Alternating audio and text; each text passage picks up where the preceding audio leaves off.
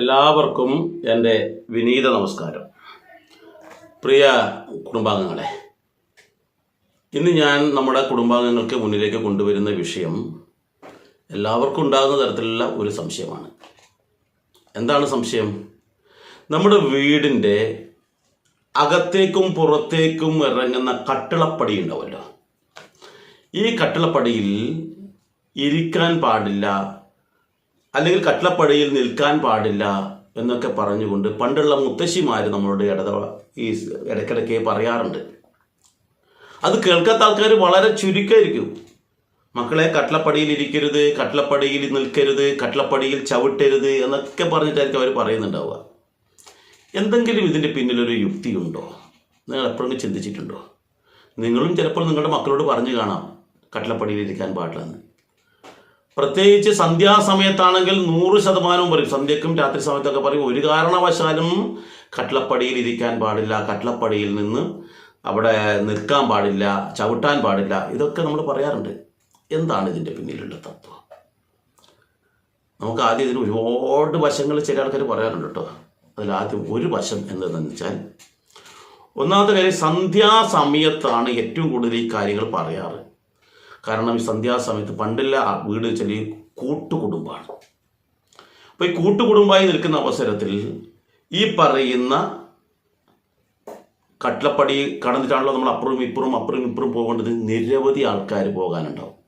കുട്ടികളും നിരവധി ഉണ്ടാവും, പ്രായമുള്ള ആൾക്കാരും ഉണ്ടാവും. അപ്പോൾ ഇങ്ങനെ പോകുന്ന സമയത്ത് അവിടെ ഒരാൾ ഇരിക്കുകയോ അവിടെ ഒരാൾ നിൽക്കുകയോ ഒക്കെ ചെയ്യുന്ന അവസരത്തിൽ ഈ നടന്നു പോകുന്ന ആൾക്കാർക്ക് ബുദ്ധിമുട്ടുണ്ടാവും. അവർ തടഞ്ഞു വീഴാൻ ഇടവരും, അപകടം സംഭവിക്കാൻ ഇടയുണ്ട് എന്നർത്ഥം. കണ്ണ് കാണാത്ത ആൾക്കാരുണ്ടാവും. ഇന്നത്തെ പോലെ തിമിരത്തിനും മറ്റുള്ള ചികിത്സയൊന്നും പണ്ട് കാലങ്ങൾ അങ്ങനെ ഉണ്ടായിട്ടില്ല.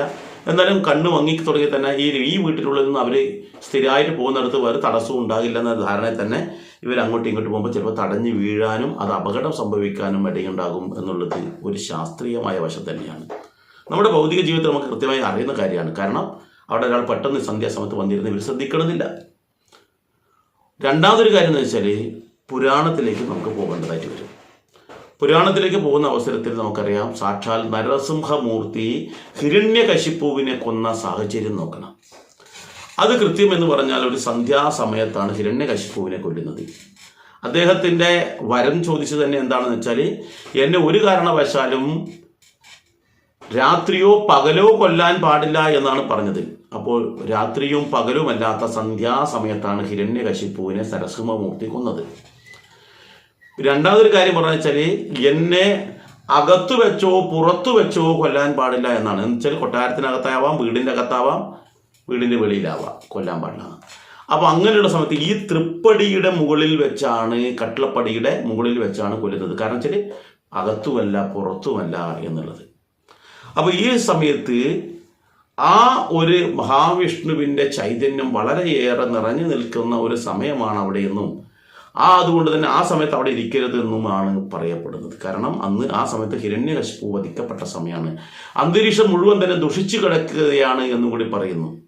അപ്പോൾ ഇവിടെ ഈ കട്ടിളപ്പടി മുഴുവൻ തന്നെ ഒരു എനർജി നിറഞ്ഞു കിടക്കുന്നവർ, 4 ഭാഗത്തു നിന്നും എനർജി പുറത്തള്ളപ്പെടും എന്നർത്ഥം. അതിൻ്റെ നിർമ്മാണ രീതിയും അങ്ങനെയാണ്. വെറുതെ ഒരു കട്ടിളപ്പടി എടുക്കില്ല. ഈ കട്ടിള ഉണ്ടാക്കുന്ന സമയത്ത് കട്ടിളയ്ക്ക് കൃത്യമായ കണക്കുണ്ട്. ഈ കണക്ക് പ്രകാരം ആ എനർജിയെ അങ്ങോട്ടും താഴ്ന്നു മേൽപോട്ടും ഇരുവശങ്ങളിൽ നിന്നും ഉള്ളിലേക്കും തള്ളിക്കൊണ്ടിരിക്കും എന്നർത്ഥം.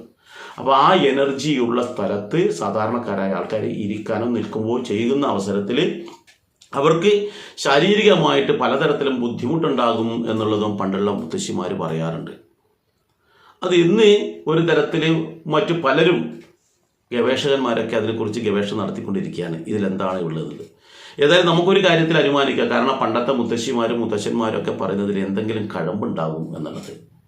അവർ പറയുന്നത്, ഈ തൃപ്പടീൻ്റെ മുകളിൽ നമ്മൾ സ്ഥിരമായിട്ട് ഇരിക്കുന്ന ഒരാൾക്ക് ഈ എനർജി മൂർധാവിലൂടെ നമ്മുടെ ശരീരത്തിലൂടെ പാസ് ചെയ്യുന്ന അവസരത്തിൽ അവർക്ക് പലതരത്തിലുള്ള മാനസികമായ പ്രശ്നങ്ങളും ഉണ്ടാകും എന്ന് പറയുന്നു. ഇതിനെക്കുറിച്ച് പറഞ്ഞു കേട്ടിട്ടുള്ള ഒരു അറിവ് എന്താണെന്ന് വെച്ചാൽ, ജർമ്മനിയിൽ നിന്നുള്ള കുറച്ച് സയൻറ്റിസ്റ്റുകൾ ഏകദേശം 4700 ആൾക്കാരെ ഇത്തരത്തിലെ ഒരു പരീക്ഷണത്തിന് വിധേയമാക്കിയെന്നും ആ 4700 ആൾക്കാരെ പരീക്ഷണത്തിന് വിധേയമാക്കുകയും അതോടൊപ്പം മറ്റ് കുറേ ആൾക്കാരെ നിരീക്ഷിക്കുകയും ചെയ്തപ്പോൾ ഇവരിൽ തുടർച്ചയായിട്ടുള്ള അവിടെ ഇരുത്തിക്കൊണ്ട് കുറേ തുടർച്ചയായിട്ടുള്ള കാര്യങ്ങൾ ചെയ്യുമ്പോൾ ഇവരിൽ മാനസികമായിട്ടുള്ള പലതരത്തിലുള്ള പിരിമുറുക്കങ്ങൾ ഇവർക്ക് വരുന്നതായിട്ട് കണ്ടു എന്നാണ് അവർ പറയുന്നത്. ഇത് ജർമ്മനിയിൽ അവിടെ ഉള്ള ആൾക്കാർ ഇതൊരു പരീക്ഷണം നടത്തി നോക്കിയതാണ്. സയൻറ്റിസ്റ്റുകൾ 7ഓളം സയൻറ്റിസ്റ്റുകൾ ചേർന്നിട്ടാണ് ഇങ്ങനെ ഒരു പരീക്ഷണം നടത്തിയതെന്നാണ് പറഞ്ഞു കേട്ടിട്ടുള്ളത്.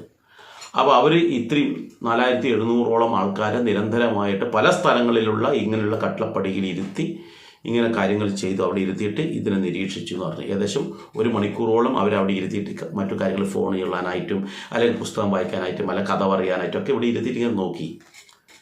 അതേ അവസരത്തിൽ ഇവരുടെ അതേ കുടുംബത്തിൽപ്പെട്ട കുറേ ആൾക്കാരെയും ഇതേപോലെ നിരീക്ഷിച്ചു. പക്ഷെ അവർക്കില്ലാത്ത മാനസിക പിരിമുറുക്കവും പ്രശ്നങ്ങളും ഇവരിൽ കണ്ടു തുടങ്ങി എന്ന് പറയുന്നു. മാത്രമല്ല പെട്ടെന്ന് ദേഷ്യം വരിക, ഒരാൾ പറയുന്നത് മറ്റൊരാൾക്ക് ഇഷ്ടപ്പെടാത്ത അവസ്ഥ വരിക, ഇതൊക്കെ ഇവരിൽ പ്രകടമാകുന്നു എന്ന് പറയുന്നു. അപ്പോൾ പണ്ടത്തെ നമ്മുടെ മുത്തശ്ശിമാർ പറഞ്ഞതുപോലെ എന്തോ ഒരു എനർജി ഈ ചതുരത്തിൽ കൃത്യമായി അളവിലുണ്ടാക്കി അതിൽ നിന്നും ഒരു എനർജി പാസ് ചെയ്യുന്നെന്നും ഈ എനർജി പാസ് ചെയ്യുമ്പോൾ അതിനിടയിൽ നമ്മൾ വന്നിരിക്കുന്ന അവസരത്തിലാണ് ഇവർക്ക് ഇത്തരത്തിലുള്ള പ്രശ്നങ്ങൾ വരുന്നതെന്നുമാണ് കണ്ടെത്തിയിട്ടുള്ളത്. അപ്പോൾ നമ്മളെന്ത് വേണം? നേരത്തെ പറഞ്ഞ കാര്യം പുരാണത്തിൽ പറഞ്ഞിരിക്കുന്നു, കട്ടിളപ്പടിയിൽ ഹിരണ്യകശിപുവിനെ മഹാവിഷ്ണു കൊന്നതുകൊണ്ട് അവിടെ ആ അവസരത്തിൽ വളരെ നെഗറ്റീവായിട്ടുള്ള സംഭവം ഉണ്ടെന്നും മാത്രവുമല്ല ഈ എനർജി മറ്റുള്ള സമയത്ത് സാക്ഷാൽ വിഷ്ണുവിൻ്റെ സാന്നിധ്യമുണ്ടെന്നും അപ്പോൾ ഈ എനർജി നമ്മുടെ ഈ തരത്തിൽ നമ്മുടെ മൂർധാവിലൂടെ താഴേക്ക് വരുന്ന സമയത്ത് വളരെയേറെ ദോഷം ചെയ്യും എന്നാണ് പറയപ്പെടുന്നത്. അപ്പോൾ ആ അവസരത്തിൽ കട്ടിളപ്പടിക്ക് അപ്പുറവും ഇപ്പുറവും മാത്രം നിന്നുകൊണ്ട്, കട്ടിളപ്പടിയിൽ മാത്രമല്ല തൃപ്പടിയിൽ എവിടെയും ഇരിക്കാൻ പാടുന്നു, ഒരു പടിയും, കാരണം വീടിൻ്റെ പ്രധാന വാതിൽ മാത്രമല്ല മറ്റുള്ള എല്ലാ സ്ഥലത്തും. അതുകൊണ്ട് തന്നെ ഇപ്പോൾ ചെയ്യുന്നത് എന്താണെന്ന് വെച്ചാൽ പല ആൾക്കാരും ഈ താഴെ പടി വെക്കാത്ത 4 ഭാഗത്തും മരത്തിൻ്റെ ഇത് വേണമല്ലോ, അപ്പോൾ താഴെ പടിയില്ലാത്ത പലതുമാണ് ഇപ്പോൾ നിർമ്മിക്കുന്നത്. കാരണം ഇത് അവിടെ അബദ്ധവശാൽ എന്തെങ്കിലും നിൽക്കുകയോ ചെയ്തിട്ട് അവർക്ക് ദോഷം വരാൻ പാടില്ല എന്നുള്ളതുകൊണ്ടാണ് പല ആശാരിമാർ പോലും ഇത്തരത്തിലുള്ള താഴെ പടിയില്ലാത്ത ഇത് വെക്കുന്നുണ്ട്. യഥാവിധി നമ്മൾക്ക് വേറൊരു കാര്യം കൂടിയുണ്ട്, വീടിൻ്റെ വെളിയിൽ നിന്നുള്ള നെഗറ്റീവ് എനർജി അകത്തേക്ക് കടക്കാതിരിക്കാനും ഈ പടിക്ക് അല്ലെങ്കിൽ ഈ പടി കൊണ്ട് ഗുണം ചെയ്യുന്നു എന്നുകൂടിയുണ്ട്. പക്ഷെ പലരും അത് അറിയാത്തത് കൊണ്ട് ഈ താഴെ പടി വെക്കുന്നില്ല. കാരണം അവരുടെ ചിന്ത എന്ന് വെച്ചാൽ ഒന്ന് പണം ലാഭിക്കുക, രണ്ടാമത് ഇതിൻ്റെ ഉള്ളിൽ ഇരുന്ന് കൊണ്ട് ബുദ്ധിമുട്ട് വരാൻ പാടില്ല, മൂന്നാമത് ഒരു കാര്യം അകത്തേക്കും പുറത്തേക്കും പോകുന്ന ആൾക്കാർ കാല് തടഞ്ഞ് വീഴാൻ പാടില്ല. ഇതൊക്കെ കൊണ്ടാണ് ഈ പടി നിർമ്മാണം നിർത്തിവെച്ചിട്ട് താഴെയില്ല. എന്നാൽ 100% നമ്മൾക്കിപ്പോൾ ഒരു മുറിയിൽ നിന്ന് മറ്റൊരു റൂമിലേക്ക് പോകുന്ന ആൾക്കാർ അതിരിക്കട്ടെ, അപ്പോൾ ആ മുറിയിൽ എന്തെങ്കിലും നെഗറ്റീവ് ഉണ്ടെങ്കിൽ അത് ഈ പടി ഇല്ലാത്തതുകൊണ്ട് നേരെ ഇങ്ങോട്ടേക്ക് വരും. കാരണം അത് തടസ്സം ഇല്ലാത്തത് കൊണ്ട്. ഇത് വാസ്തുശാസ്ത്രപ്രകാരം വളരെ പ്രാധാന്യമുള്ളതാണ്. ഒരു വീടിന് അല്ലെങ്കിൽ ഒരു മുറിക്ക് ഒരു കട്ടള വെച്ചിട്ടുണ്ടെങ്കിൽ ആ കട്ടളയുടെ 4 ഭാഗത്തും പടി വെക്കുക എന്നുള്ളത്. 4 ഭാഗത്തുമാണ്, 2 സൈഡിലും അതുപോലെ മുകൾ ഭാഗത്തും താഴ്ഭാഗത്തും പടി ആവശ്യമാണ്. അപ്പോൾ ആ പടി വെക്കുന്ന വെച്ചാൽ മറ്റുള്ള എനർജി ഇങ്ങോട്ട് കടന്നു വരാതിരിക്കാൻ വേണ്ടിയാണ്, ഇവിടുത്തെ എനർജി പുറത്തേക്ക് പോകാതിരിക്കാൻ വേണ്ടിയാണ്. ഇതൊന്നും മനസ്സിലാക്കാതെയാണ് പലരും ഇന്ന് വീട് നിർമ്മാണം പോലും ചെയ്യുന്നത്. കൃത്യമായിട്ട് 4 ഭാഗത്തും പടിയുള്ള കട്ടിള മാത്രമേ വീട്ടിൽ വെക്കാവൂ. അത് എവിടെയായാലും, ബാത്റൂമിലായാൽ പോലും. കാരണം ബാത്റൂമിലുള്ള നെഗറ്റീവ് എനർജി ഇപ്പുറത്തേക്ക് കടക്കാതിരിക്കണം. നമ്മൾ വീടിന് മുറ്റം കെട്ടുന്നില്ലേ, മുറ്റം കെട്ടുമ്പോൾ എന്താ ചെയ്യുന്നത്? 2 കല്ല് ഭൂമിക്കടിയിലും 1 കല്ലെങ്കിലും മുകളിലേക്ക് വരുന്ന വിധത്തിലാണ് നമ്മൾ മുറ്റം കെട്ടുക. കാരണം പറമ്പിലുള്ള നെഗറ്റീവ് എനർജി നമ്മുടെ വീട്ടുമുറ്റത്തേക്കോ വീട്ടിലേക്കോ പ്രവേശിക്കാൻ പാടില്ല. വീടിന് മതിൽ കെട്ടുന്നുണ്ട് നമ്മൾ, അത് പുറമേയുള്ള ആൾക്കാരുടെ പറമ്പിലോ അല്ലെങ്കിൽ മറ്റുള്ള സ്ഥലത്തോ ഉണ്ടാകുന്ന എനർജി നമ്മുടെ പറമ്പിലേക്ക് വരാൻ പാടില്ല എന്നുകൊണ്ടാണ് മതിൽ കെട്ടുന്നത്. അതുപോലെ തന്നെയാണ് വീടിന് കട്ടിള വെക്കുന്നത്. ഈ കട്ടിള എന്ന് വെച്ചാൽ മറ്റുള്ള സ്ഥലങ്ങളിലുള്ള വീടിൻ്റെ മുറ്റത്ത് പോലും ഉണ്ടെങ്കിലും അതിൻ്റെ എനർജി നമ്മുടെ വീടിൻ്റെ അകത്ത് വരാൻ പാടില്ല എന്നുള്ളത് കൊണ്ടാണ്. അപ്പോൾ അതിന് അത്രയേറെ പ്രാധാന്യമുണ്ട്.